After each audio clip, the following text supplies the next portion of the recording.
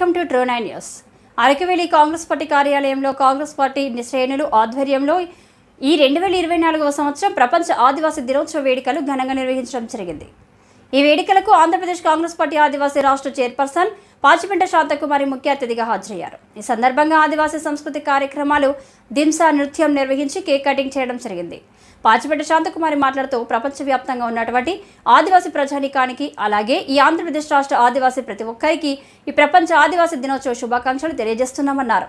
సంస్కృతి సాంప్రదాయాలు పరిరక్షణపై దృష్టి పెట్టాలని, జీవో నంబర్ 3పై స్పెషల్ టీఎస్సీ నోటిఫికేషన్పై 100%, ఆదివాసీల చట్టాల అమలుపై దృష్టి సారించాలని, ఆదివాసీల హక్కుల చట్టాలు పటిష్టంగా అమలు చేయాలని కేంద్ర రాష్ట్ర ప్రభుత్వాలకు ఆమె ఈ సందర్భంగా డిమాండ్ చేశారు.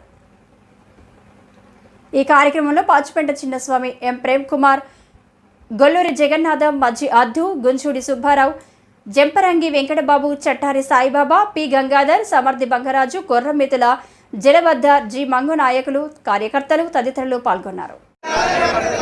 ఆదివాసీల హక్కుల చట్టాలు పటిష్టంగా అమలు చేయాలి. జీవో నంబర్ 3 పటిష్టంగా అమలు చేయాలి.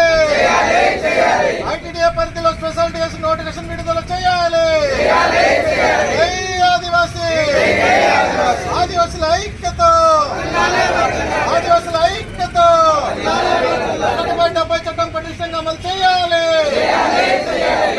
ఆదివాసీ ఆదివాసుల ఐక్యత, ఆదివాసుల ఐక్యత.